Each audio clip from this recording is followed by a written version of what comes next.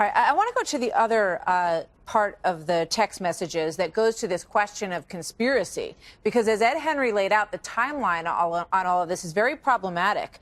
This is a text message from Peter Strzok to Lisa Page. I want to believe the path you threw out for consideration in Andy's office, that there's no way he gets elected. But I'm afraid we can't take that risk. It's like an insurance policy in the unlikely event that you die before you're 40. Now, obviously everyone's going to try to figure out what he was going to do to make sure that you couldn't take that risk. But it would help everyone to understand that at the time that he said that, he was investigating Hillary Clinton to decide whether or not they were going to pursue charges against her. Yes, ma'am. I'm still trying to figure out why 3 FBI agents are discussing politics in the deputy director's office, because you're not supposed to discuss politics on federal ground, and FBI agents aren't supposed to engage in politics for Hatch Act reasons. Remember, we were supposed to interview Andy McCabe yesterday on another committee. It was all set up and ready to go, and then at the last minute they said, he can't come Tuesday.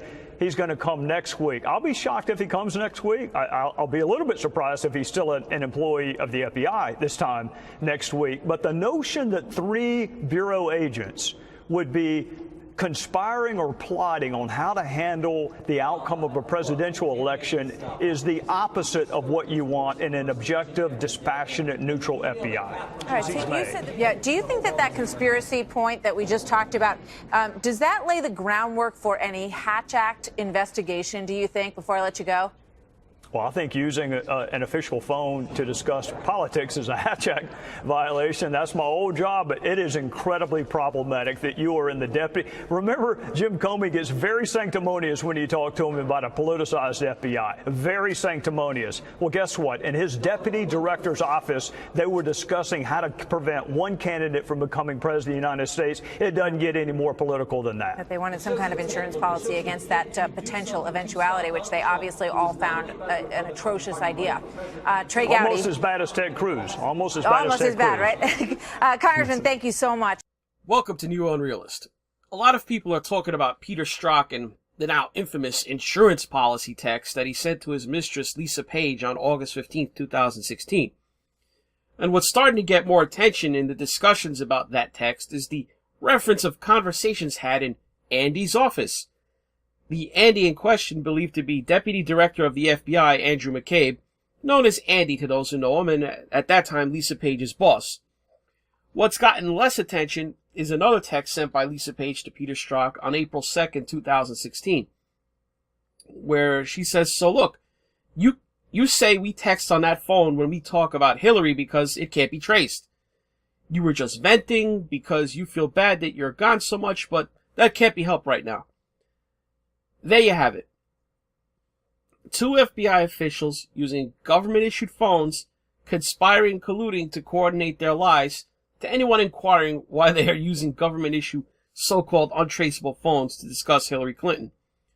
It shows that the improper behavior between Strzok and Page predated the meeting in Andy's office by several months, that Strzok and Page were getting questions from somebody about their improper behavior as early as April 2nd, 2016, so it was already at least suspected they were partisans at least 4.5 months prior to the meeting in Andy's office. If political discussions were going on in Andy McCabe's office on August 15th, 2016, and at least 2 of the people involved are known political partisans, that Andrew McCabe still has a job right now is somewhat surprising, let alone sometime next week, as Congressman Gowdy speculates. So now we know why Andrew McCabe's congressional testimony scheduled for Tuesday suddenly had to be canceled and rescheduled for next week. As Gowdy says, he doubts he'll show up for that and wondered if he'd still be an FBI employee, because unless Strzok and Page were meeting in his office while he wasn't there, he was part of a meeting that is as open and shut a case of a Hatch Act violation as there can be, with written admissions against self-interest by one of the participants. Now, ordinarily, it's not a big deal, really, but when the behavior involves the subjects of federal criminal investigations that you're involved with, who are major party candidates for the presidency of the United States, you'd better believe Andrew McCabe is lucky he's still in a job right now. That's all for this New Unrealist. Like, comment, subscribe to support the channel, and thanks for watching. I yield back, Mr. Chairman. If the gentleman yield me just 10 seconds.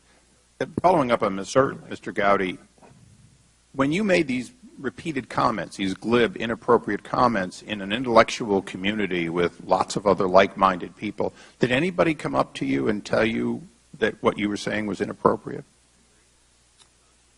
Not that I can recall, no. I guess what you said was popular in that community. We now go to the gentleman.